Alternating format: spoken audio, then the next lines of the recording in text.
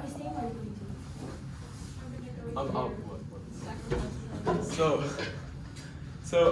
I'm gonna do my presentation biomedical engineering. But so first of all, what's biomedical engineering? Biomedical engineering is anything that involves using engineering in the fields like biology and medicine. So it's huge. It's its own study. People like major in biological engineering. So it would be impossible to like cram it in 45 minutes. But here I put some images of like some applications of it. There's like imagery, which is one of the biggest parts because we managed to like X-rays and stuff and to see inside MRIs, like to see inside the body using engineering techniques. Artificial hearts, which are like not very used today, but like they're in development, and like prosthesis and stuff like that. So here's like more like a list of all the applications of biomedical engineering. So obviously I couldn't do all this in 45 minutes. So I'm going to focus on one of them, which is neuroengineering. So neuroengineering is a discipline of a biomedical part of biomedical engineering that uses engineering techniques to understand, repair, replace everything, the brain and the whole nervous system, which includes the spinal cords, the brain, and whole other part of a complex network of all of our nerves. So first of all, you need to like kind of understand the basis of neuroscience. So neuroscience is essentially how the brain works. It's the study of the brain and the nervous system. So anything that has to do with what happens when we have emotions, how our thoughts, how we have thoughts, senses, movements, anything that makes us human and that makes us think and use our brain. So how it works is I'm just going to go into the basics. It's just that neurons process and transmit information within other neurons by using electrical signals, and so we have a neural networks, which is like systems of neurons. We have like billions of neurons in our brain. So there's systems of neurons that work together for us to achieve certain tasks, and there's like different systems of neurons that are organized, and they change for us when we learn, and so it's very complicated. So yeah, it's just studying what happens to the brain. So the main applications of neuroengineering. First one I want to talk about is deep brain stimulation or spinal cord stimulation. They're kind of similar. So how it works is essentially we implant electrodes in certain parts of certain areas of the brain, and also we surgically implant a generator like under your chest for it to connect to the electrodes.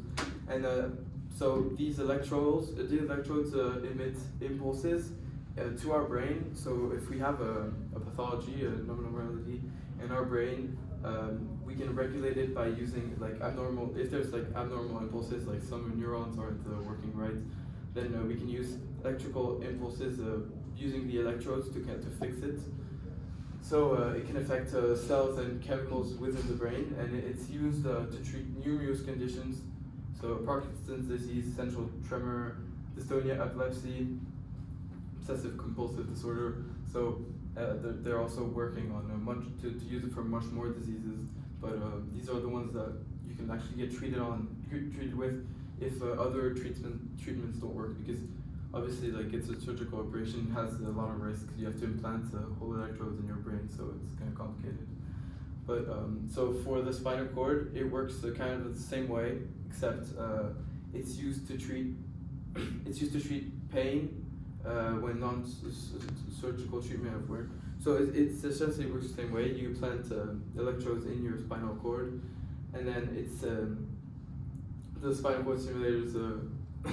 Like you have a remote, and you can, when you're feeling pain, you can blast electrical signals that will make the pain much less harsh. Which is like it's used to treat numerous types of pains. I'm not going to list them all, there's a lot, but so it's like really a revolution, because by using electricity and by using electrodes and engineering, we can do a lot of things and help our brain fight off diseases and pathologies, and it's like it's very useful. So the other main one I'm going to talk about is restoring hearing, sight, and movement.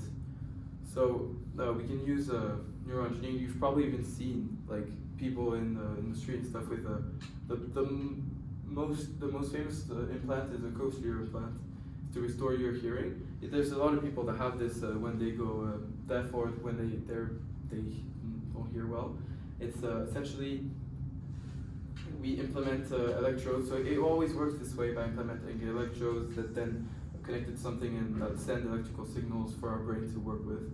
So we implant electrodes in the cochlea that receives signals from a microprocessor that receives sound. So essentially there's like a microphone outside and with a microprocessor that receives sounds and treats it and sends it directly into the electrodes that stimulate the cochlea. So it's basically doing the ear's job at its place. So it's like taking in the sound and sending it to the part where in our brain that understands it.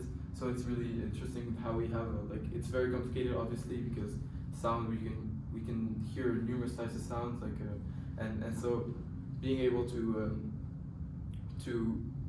record that sound and transmit it into the right electrical signals for our brain to understand is extremely complicated. So the second one is retinal implants. So it essentially does the same thing except for our sight. So for people that have gone blind, it restores them sight. I mean, it doesn't completely restore sight because I mean that's like one of the most researched subjects in neuroengineering. So we can make it more efficient. So there's two types of retinal implants. They're either placed under the retina or eye, and then when it does that, that we have something outside of our eyes, usually placed on like glasses, like a camera, and it works again like the same way as the cochlear implants. It sends electrical signals from the camera, like treats the images, and then sends electrical signals to the retinal implant that's placed under the retina for our brain to understand and see the image. So again, we're essentially doing the job of the eye at its place. So the other one is placed on top of the retinal surface, and well, it works like it's kind of different, but it works. It uses a camera also. It processes the image and sends it into electrodes at the top of the retina that like stimulate our eye for it to send even though like our eye can't be used anymore, we stimulate it we artificially make it send the signals into our brain, so it makes it see again, which is really cool. So the final one is vagus nerve stimulator, and this is mainly to treat epilepsy and seizures. So it stimulates the vagus nerve, which is vagus nerve is responsible for the regulation of all of our internal organ functions, like digestion, heart rate, respiratory rate. So it's like extremely important, and if it stops to work, it will be disastrous. So when it's malfunctioning, we implant, we stimulate it again with electrodes. So it's used to treat depression and epilepsy. This is actually like available now.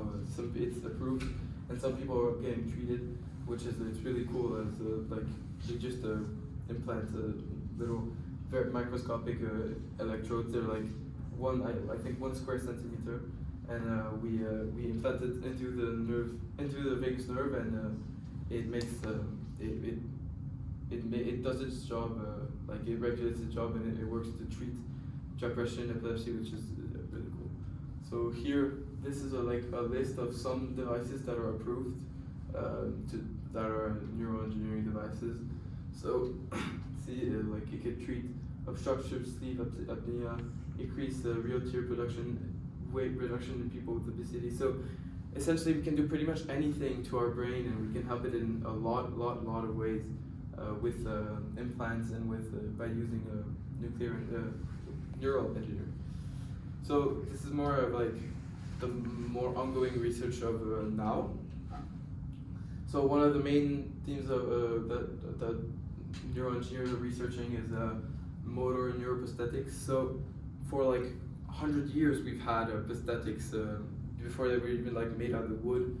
and so it's for us to walk when we get amputated or lose a limb. But obviously the dream is to actually have that leg back or that limb, that arm or hand, that limb back, which is we can't do now. But researchers are working on capturing electrical signals from the brain with microelectrodes that are really, really small. So that we can capture this and then send it to the artificial limb for it to move when we think about it and stuff like that. It's being tested a lot, and it's fascinating how we can actually completely replace a whole limb with simply with like metal and engineering. So one of the main also peaks of perks of this technology is that it actually also it permits us to move, obviously, but also gives us sensory feedback. So like we can actually feel what our leg would feel by sensors being put on the artificial limb and sending it to our brain. So one of the main things researchers have been able to do is essentially decode neuronal signals into movements, because obviously I'm just saying it like this, like they send electrical signals to the brain, but that's like the very easy part. It's actually way harder, because how do we know how to understand the electrical signals we get, how to send the right ones back, and it's like a lot of work, and that's been work on by researchers. That's what they work on mainly, and essentially what doctors hope to create is an implant that transmits signals from inside the skull wirelessly, because now like all the implants we have, they have to have, as you can see here, like wires and stuff, which is not at all like actually like having your leg back. But they think that by putting it inside the skull and having like microchips and microprocessors that work wirelessly, it would actually be much more realistic, and it would be like a much better option. Just I wonder, because you talked about like different implants outside like our skulls and all that. What do you think is the future? How this links into like Neuralink, for example, intracerebral implants? And is that feasible in the near future? Well, one of them, before I talked, like a deep brain stimulation, for example, that's exactly what you're describing. It's actually going into the brain and putting electrode at specific areas and actually stimulating specific nerves and neurons for it to that's how we use it, and we can use it to treat a lot of diseases, and we're working on using it to treat much more things. Right. Okay. Do you know the scientific process to how we can live? Tu peux dire en français si tu veux. Genre, est-ce que tu sais comment, de quelle façon ils pensent pouvoir donner le sensory feedback? En gros, it works by having sensors and like having very complicated artificial limb that can actually get feedback, and like by a wire, and that's what they can do now, but after wirelessly, send what the leg is like the signals that the leg is receiving directly into the brain, which is what they're doing for cochlear implants and like retinal implants. But it's obviously sensory feedback is like it's more complicated, because it's a lot more signals that you're receiving that we have to decode and then send. So then these are the three key principles for future progress.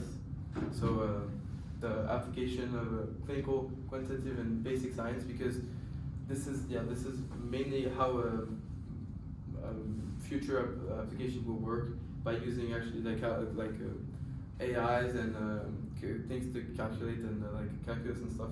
So that, because as I said, like it's very complicated. For example, when you see like a lot of images per second, and it's obviously very complicated to decode the image and process it and make it available for our brain to read.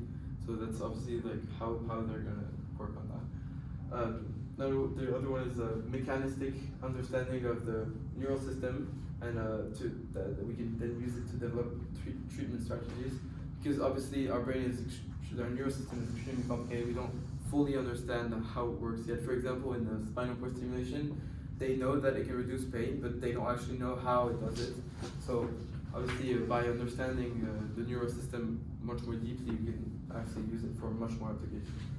And finally, understanding user need and disease context, because all these implants are quite like general. There's obviously some disease when it's like very typical, we can't treat them because it would need very precise things that we can't develop now. So here's my bibliography, and now, so remember this list I showed you at the beginning.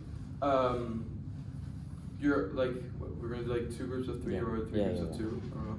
And you can choose whichever that's not neuroengineering and do a 5-minute presentation about it, so that we can actually use all the other ones. How can you know it if you didn't talk about it? No, but you need to Like look it research up it, and like make it like very Right. very the top of it and make how like tell us somewhat about one of these. So what like? I think we can do 3 groups of 2 probably. Yeah, 3 groups of 2. Yeah. So like you 3 with.